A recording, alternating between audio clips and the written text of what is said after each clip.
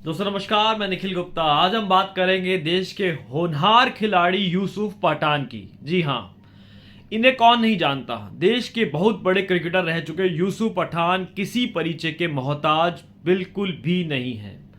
इन्होंने इस साल लोकसभा चुनाव में अपना राजनीतिक डेब्यू किया और पश्चिम बंगाल से तृणमूल कांग्रेस के एक टिकट पर चुनाव जीतकर लोगों को हैरान कर दिया।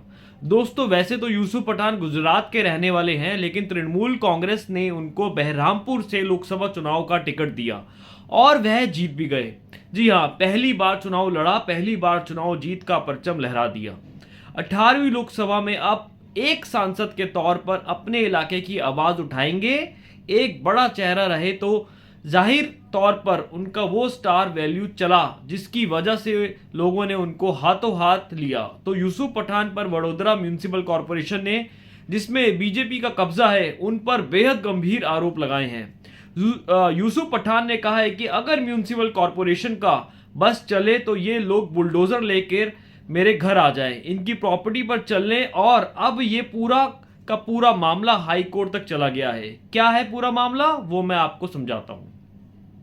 दरअसल यूसुफ पठान ने यह दावा किया है कि 10 साल पुराना एक मामला था जिसको लेकर वडोदरा म्यूनिसिपल कॉरपोरेशन का नोटिस उन्हें मिला और वो नोटिस लेकर अब वो हाई कोर्ट चले गए हैं। दोस्तों, यूसुफ पठान ने कहा है कि 6 जून को उन्हें नोटिस मिला है कि तंजीला में जो उनका वीएमसी के मालिकाना का हक वाले प्लॉट का मामला है, वो 15 दिन के भीतर उनको उसमें अतिक्रमण हटाना होगा। अब उनका ये कहना है कि ये मामला 10 साल पुराना है, 10 साल तक उन्हें कोई नोटिस नहीं मिला, लेकिन जैसे ही उन्होंने एक दूसरे दल तृणमूल कांग्रेस, जो कि एक विरोधी दल है बीजेपी का, उससे जीत हासिल की, तभी उन्हें ये नोटिस भेजा गया। उन्होंने बीजेपी पर साफ तौर पर पलटवार करते हुए कहा, तृणमूल कांग्रेस के खिलाफ बीजेपी पहले से ही राजनीति करती आई है। यूसुफ पठान का यह दावा है कि क्योंकि उन्होंने दूसरे दल से चुनाव लड़ा और वो जीत गए, इसीलिए अब उनसे खुन्नस निकाली जा रही है और इसे लेकर 10 साल पुराने मामले को उनको 6 जून को नोटिस मिला। ठीक तभी जब वह सांसद चुनकर लोकसभा जाने वाले यूसुफ पठान कहना चाहते हैं कि इधर उन्होंने चुनाव जीता और उधर म्यूनिसिपल कॉरपोरेशन ने उनको नोटिस थमा दिया। इस पूरे के पूरे मामले में दोस्तों यूसुफ पठान ने कोर्ट में कहा है कि उन्होंने उस जमीन के लिए 2012 में आवेदन दिया था और कॉरपोरेशन ने 2014 में दूसरे प्लान का प्रस्ताव दिया था। पठान के वकील ने हाई कोर्ट में कहा है कि वह हाल ही में लोकसभा चुनाव में चुने गए और उन्हें प्रताड़ित करने की कोशिश की जा रही है क्योंकि वह एक दूसरी पार्टी से चुने गए हैं। पिछले 10 साल में कुछ नहीं हुआ और अचानक चुनाव परिणाम आने के बाद 6 जून को एक नोटिस भेजा गया।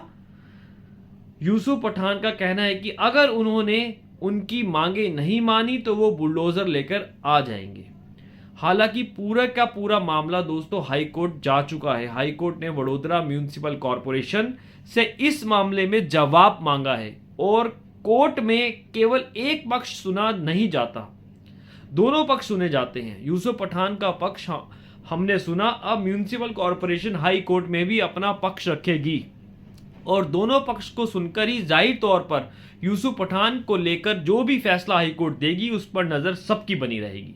लेकिन दोस्तों, आप यूसुफ के इस मुद्दे पर क्या सोचते हैं, हमें कमेंट सेक्शन में जरूर बताएं और वीडियो अच्छा लगा हो तो लाइक और सब्सक्राइब जरूर कर दें और बेल आइकन को जरूर दबाएं। धन्यवाद। निखिल गुप्ता।